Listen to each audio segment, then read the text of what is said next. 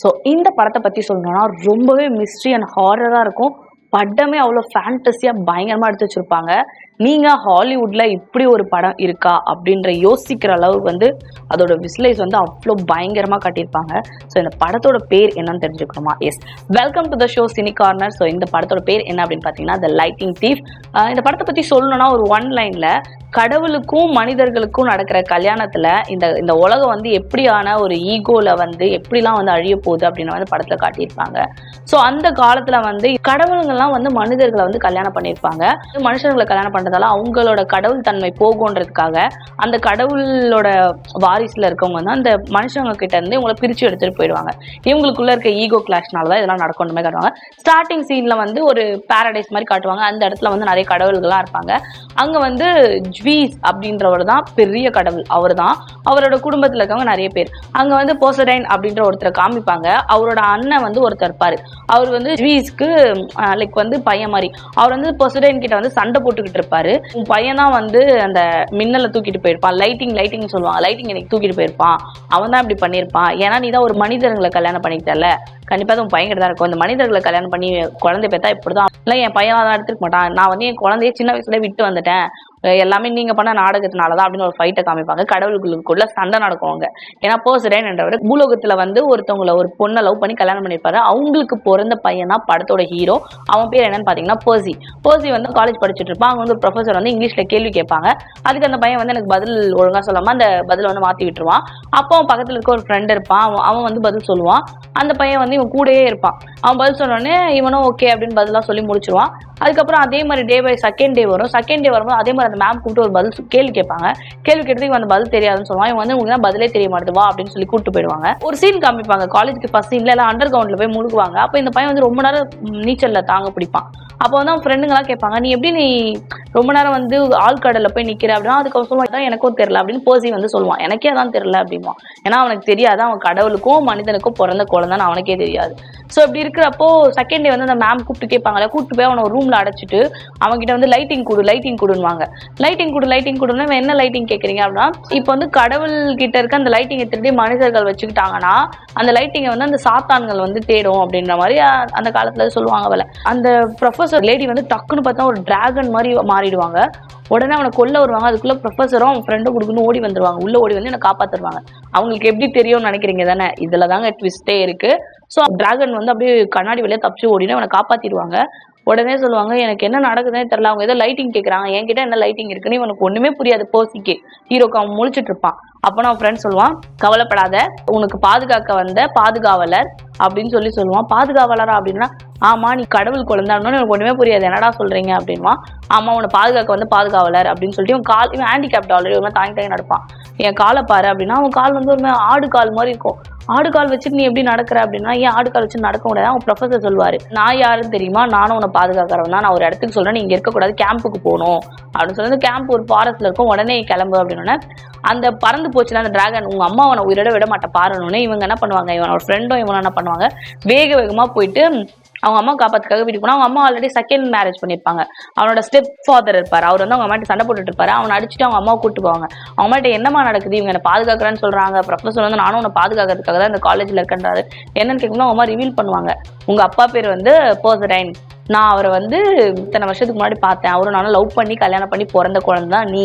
உங்க அப்பா நீ 5 வயசு இருக்கும் போது நம்மளை விட்டுட்டு போயிட்டாரு, ஏன்னா கடவுளுக்கும் மனுஷனுக்கும் செட் ஆகுதுன்னு போயிட்டாரு, அதனாலதான் இந்த பிரச்சனை மேல எனக்கு இதை பத்தி ஃபுல்லா சொல்ல முடியாதுன்னு சொல்றதுக்குள்ள ஒரு கார் மேல ஒரு மிருகம் விழும். அந்த மிருகம் அவங்கள இது பண்ணும். அந்த மிருகம் எப்படி இருக்கும்னா விசித்திரமா இருக்கும். உடம்புலாம் மனிதரா இருக்கும், முகம் மட்டும் மாடா இருக்கும். ஸோ இப்படி கொடுமை பண்ண வரும். அப்ப இவங்க தப்பிக்க நினைப்பாங்க. அதுல அவங்க அம்மா அந்த மாடு பிடிச்சிக்கும், இவன் அதை அடிக்கணும்னு நினைப்பான்.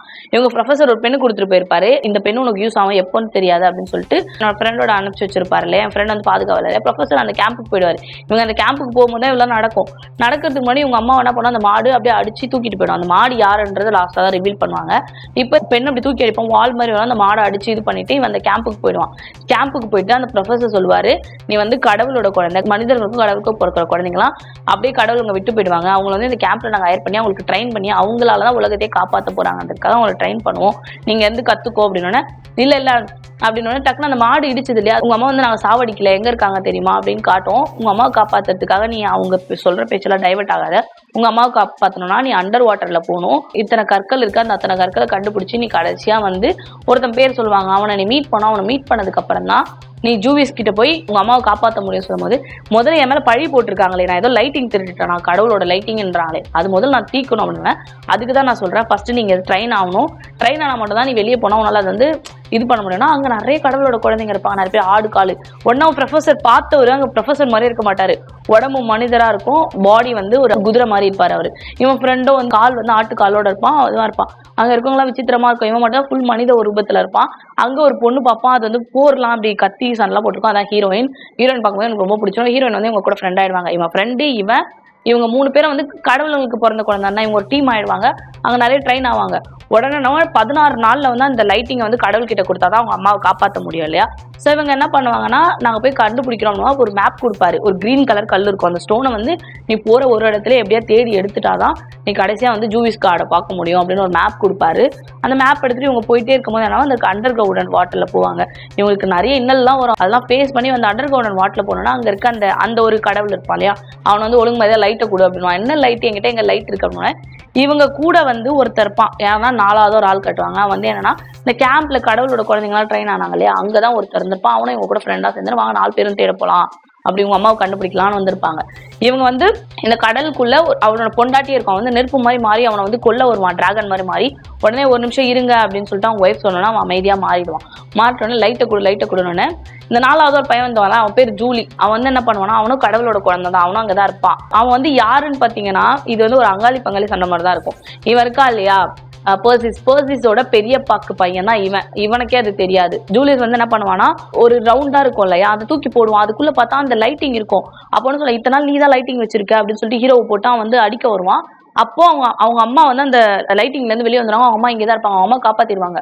ஒரு இடத்துல அந்த கல்லு தேட போறப்போ ஒரு பப்புக்கு போவாங்க. அந்த பப்ல வந்து அது வந்து பிற்காலத்துக்கு போயிட்டு இருக்கும், அங்க போய் கல் எடுப்பாங்க. அப்புறம் பாத்தீங்கன்னா ஒரு இடத்துக்கு போவாங்க, அங்கதான் செம்ம சீன், இந்த படத்தோட மாசான சீன், ஃபேண்டஸியான சீன் என்னன்னா, மடோயிசா அப்படின்னு ஒரு கடவுள் காமிப்பாங்க. அந்த கடவுள் யாருன்னா, அவ வந்து யாரெல்லாம் பாக்குறாளோ அவங்க எல்லாம் ஸ்டாச்சு ஆயிடுவாங்க.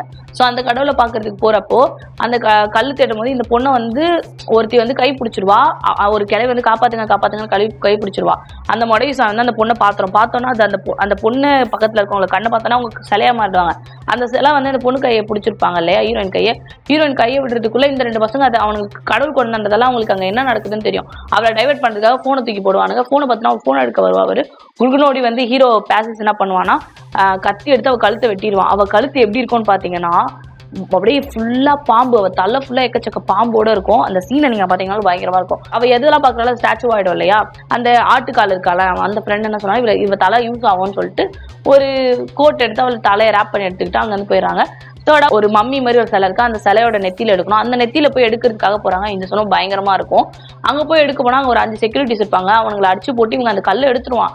எடுத்த செகண்ட் அந்த 5 செக்யூரிட்டிஸும் என்னவா மாறுவாங்க தெரியுமா, இவங்க எல்லாம் வந்து இந்த கடவுள்லயும் சாத்தான் சேர்ந்தவங்கன்னு சொல்லுவாங்களே அவங்க. இவங்க எல்லாம் வந்து அந்த கல்லை எடுக்க விடாம பண்ணுவாங்க. அந்த 5 பேரும் டக்குன்னு பாத்தீங்கன்னா ஒரு 5 தலை பாம்பா மாறிடுவாங்க. பயங்கரமா இருக்கும் அந்த சீன். அந்த 5 தலை பாம்பு நெருப்ப கக்க இவங்களுக்கு வரும். இவங்க என்னென்னவோ பண்ணுவாங்க, நான் இவங்களால பண்ணுவேன். கடைசியா அவன் ஃப்ரெண்டு இருக்காங்களே அந்த ஆட்டுக்கால், அவன் வந்து என்ன பண்ணுவான், டக்குன்னு அந்த மடவீசா தலையை வெட்டினாங்க இல்லையா, அவ எதை பார்த்தாலும் அதெல்லாம் ஸ்டாச்சு ஆயிடும் இல்லையா, அவளோட தலையை எடுத்து அந்த பாம்புக்கு நேரா நீட்டுவான். அப்போ அந்த பாம்பு என்ன ஆயிடும் அப்படின்னு பார்த்தீங்கன்னா ஸ்டாச்சு ஆயிடும். அதுக்கப்புறம் அதே மாதிரி ஒரு டிராகனை மீட் பண்ணுவாங்க. அந்த டிராகனும் ஒரு மனுஷால் தான். அந்த டிராகனையும் அதே மாதிரி ஸ்டாச்சு ஆக்கிடுவாங்க. இந்த சீன்லாம் படத்துல பயங்கரமா மாசா காட்டியிருப்பாங்க. முக்கியமா இந்த சீன்லாம் மறக்காம நீங்க பாருங்க. அதுக்கப்புறம் என்ன ஆகும்னா, கடைசியா தான் வந்து ஜூவிஸோட லாஸ்ட் தம்பியை பார்க்க போவாங்க. அவன் தான் ஒய்ஃபோட இருப்பான், அவங்ககிட்ட தான் அவங்க அம்மா இருப்பாங்க. அவன் தான் லைட்டிங்கை கொடுவான். அப்போ ஜூலிஸ் கிட்ட இருந்து ஒரு இது விழுந்துரும். 4வது ஒரு பையன் கூட வந்து சேருவான் இல்லையா, பெரியப்பா பையன் சொன்னாலே அவன். ஆனா இது இவனுக்கே தெரியாது, அவங்க கிட்ட தான் அந்த லைட்டிங் இருந்திருக்கும். அப்போ வந்து இந்த லைட்டிங் யாரு தெரியும் அப்படின்னு பர்சிஸ் மேல பழி போறப்ப, இந்த லைட்டிங் என்கிட்ட இல்லவே இல்லை, இதுதான் வந்து நீங்க எனக்கு பழி போட்டீங்க, இதை நான் இல்லைன்னு தீக்கிறதுக்காக தான் வந்தேன் அப்படின்னு சொல்லும் போது, அப்போ இது ஜூலிஸ் வந்து என்ன பண்ணுவானா, அவனுக்கு புரியாதுன்னா அவன் தானே அது போட்டான், அவங்க அம்மாவை காப்பாத்திடுவாங்க. அவங்க அம்மாவும் கூட வந்துருவாங்க. வந்துட்ட பிறகு அவன் பொண்டாட்டி என்ன பண்ணா, இவன் கொல்ல பாப்பான் பாரு பர்சிஸ். அப்ப என்ன பண்ணோம்னா, அவனை ரொமான்ஸ் பண்ற மாதிரி கிஸ் பண்ணி டக்குன்னு அவன் கிட்ட இருந்து அந்த ஸ்டோனை, அந்த வாழை புடுங்கிடும், அந்த லைட்டிங்கை புடுங்கி அங்கேயே அவனை கொன்னுட்டு அந்த லைட்டிங்கை பர்சிஸ் கிட்ட கொடுக்கும். நீ ஏன் இப்படி பண்ண, உன் புருஷனே கொண்டு இருக்கேன்னு கேட்டா, அவன் சரியான இவன் வந்து நரக ஒரு மனுஷனே கிடையாது, வந்து கொல்றதுக்காக ஆள்றதுக்காக இவன் வரல, அழிக்கிறதுக்காக பிறந்திருக்கான், ஒரு அப்யூஸ் பண்றவன், எனக்கு இவனை பிடிக்காது, இவன் கூட நான் வாழ்ந்தேன்னா என் வாழ்க்கையே போயிடும், அதனால எப்படி தீக்குறதுனா உங்ககிட்ட இந்த வாள் கிடைச்சா நீங்க வந்து இந்த உலகத்தையே காப்பாத்துவீங்க, இதெல்லாம் உங்களுக்கானது தான் சொல்லி பர்சிஸ் கிட்ட அந்த வாழை கொடுக்கும். ஸோ என்னன்னா இந்த மாதிரி வந்து பர்சிஸை வந்து லைட்டிங் கொடுத்து அனுப்பிடுவாங்களா, அங்க இருந்து 4 பேர் அவன் அந்த ஜூலிஸ் அடிச்சு போட்டுட்டு போயிடுவான். ஜூலிஸ் தான் அந்த லைட்டை திருடிப்பான். அவன் என்ன ரிவீல் பண்ணுவானா, என் அப்பாவும் கடவுள் தானே, என் அப்பாவும் அப்பாக்கு அண்ணன் தானே, என் அப்பா கடவுளா இருக்கிறது பிடிக்கல, அவங்க எல்லாம் வயசானவங்க, அவங்க ஆளக்கூடாது, நம்ம தான் ஆளணும் அப்படின்றதுக்காக தான் நான் இந்த லைட்டிங்கை திருடிட்டு வந்தேன், ஆனா அது உன் மேல பழி வந்துச்சு, இது நான் எதிர்பார்க்கல, ஆனா வந்து நம்ம தான் ஆளணும், எதுக்கு லைட்டிங் எடுத்துட்டு போய் உன் பழி எடுத்துக்கிட்டு, ஆமா என் மேல பழி போட்டிருக்காங்க, நான் எடுத்துட்டு போய் கொடுக்கணும், இது கொடுக்கலனா வந்து 16 நாள்ல என்ன ஆகும் தெரியாது, என் அம்மாவோட உயிரே போனா, உன் அம்மாவோட உயிர் போனா என்ன, நம்மளா கடவுளுக்கு பிறந்த குழந்தைங்க, நம்ம ஆளலாம் அப்படின்னு சொல்லுவோம். அவனை அடிச்சு போட்டு இவங்க அம்மா, அவன் அந்த கேர்ள் ஃப்ரெண்டு, அவனோட பெஸ்ட் ஃப்ரெண்ட் சொல்லலாம், 4 பேரும் தப்பிச்சிருவாங்க. இவங்க கிட்ட 4 கல் இருக்கணும், 3 கல் தான் இருக்கும், அந்த கிரீன் கலர் கல். அப்ப வந்து அவங்க ப்ரொஃபசர் சொல்லுவாரு, இந்த 3 கல் தான் இருக்கு, ஏன்னா 3 பேர் மட்டும் தான் மேல ஜூடிஸை போய் பார்க்க முடியும். ஜூடிஸ்ன்றது கடவுளுக்கே கடவுளோட அதிபதி, அவன் தான் ஜூடிஸை போய் பார்க்க முடியும், அவர்கிட்ட போய் நீ உன்னோட எல்லாத்தையும் சொல்ல முடியும் என்பது.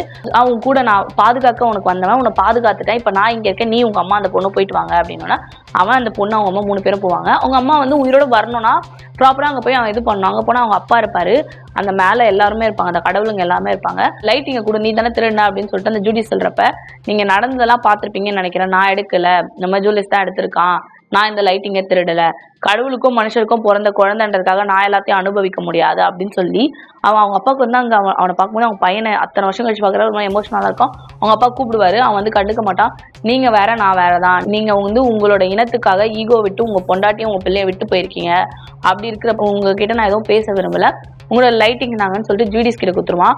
ஜூடிஸ் கிட்ட கொடுத்தோன்னா அவங்க அம்மா வந்து அங்கே அப்படியே ஒரு மாதிரி ஏஞ்சல் மாதிரி மாறிடுவாங்க. அவங்க அம்மா அங்கே வந்துருவாங்க. அவங்க அம்மா அவங்க அப்பாவை கட்டி பிடிச்சிட்டு அதுக்கப்புறம் அவங்க வந்து கிளம்புவாங்க. அவங்க அம்மா அவன் கிளம்பிடுவாங்க. கிளம்பி வந்த பிறகு நான் போறேன் அப்படின்னு சொல்லிட்டு அந்த பொண்ணு அவனும் வந்துருவாங்க. இப்போ அவங்க அம்மாவை கூப்பிட்டு போய் அவங்க ஒரு வீட்டில் விட்டுட்டு அவங்க அம்மா நீங்க சேஃபா இருங்கம்மா அப்படின்னு சொல்லிட்டு இவன் கிளம்பி போவான். எங்க போவான் அப்படின்னு யோசிக்கிறீங்களா? எஸ், அந்த கேம்புக்கே தான். இவன் பாதி ட்ரைனிங்ல தான் இந்த 16 நாள்ல இதை முடிக்கணும்ன்றதுக்காக தான் அந்த பாதி ட்ரைனிங்ல இருந்து வந்திருப்பான். கடவுளுக்கும் மனுஷருக்கும் பிறகுற குழந்தைங்க எல்லாமே அந்த கேம்ப்ல தான் இருப்பாங்க. அந்த ப்ரொஃபசர் வந்து டைம் ஆயிடுச்சு, நீ இன்னும் வந்து யுத்த காலத்துக்குலாம் நீ ரெடி ஆகணும், கடவுளுக்கும் மனிதர்களுக்கும் நடக்கிற போராட்டத்துல நம்ம தான் வந்து காப்பாற்றணும், நம்ம நல்லது பண்ணணும், நம்ம மனிதர்களுக்கும் நல்லது பண்ணணும், கடவுளுக்கும் நல்லது பண்ணணும், ஏன்னா நம்ம 2 இதுவால இணைந்து பிறந்தவங்க நம்ம அப்படின்றத அந்த ப்ரொஃபசர் சொல்லுவார். அங்க இருக்கவங்க எல்லாரும் கடவுளோட குழந்தைங்களா இருப்பாங்க. அங்க எல்லாமே ப்ராக்டிஸ் பண்ணுவாங்க. அங்க வந்து இந்த பொண்ணு இருக்கா இல்லையா, கூடயே வந்தா இல்லையா, அந்த பொண்ணு கூட அவன் லவ்வோட அங்க என்னென்னலாம் பண்றாங்க அப்படின்னு காமிப்பாங்க. எனக்கு தெரிஞ்சு இது பார்ட் 2 வரும்னு நினைக்கிறேன். பிகாஸ் வந்து அந்த கேம்ப்ல வந்து என்ன நடக்குது, என்ன மாதிரியான விஷயங்கள் நடக்குதுன்ற மாதிரி காட்டுவாங்கன்னு நினைக்கிறேன். அண்ட் இந்த பையன் லாஸ்ட் சீன்ல அந்த பொண்ணு மேல லவ்வா இருப்பான். அதோட முடிச்சிருப்பாங்க இந்த படத்தை. ரொம்பவே சூப்பரா மிஸ்ட்ரியா ஃபேண்டசியா இருக்கும். மறக்காம நீங்க இந்த படத்தை பார்க்கும்போது நீங்களே கண்டிப்பா யோசிப்பீங்கன்னு நினைக்கிறேன். ஸோ இந்த மாதிரியான சூப்பரான படம்லாம் பார்க்கணும்னு நினைச்சீங்கன்னா மறக்காம நம்ம சினி கார்னரை சப்ஸ்கிரைப் பண்ணிடுங்க. Tata, bye bye.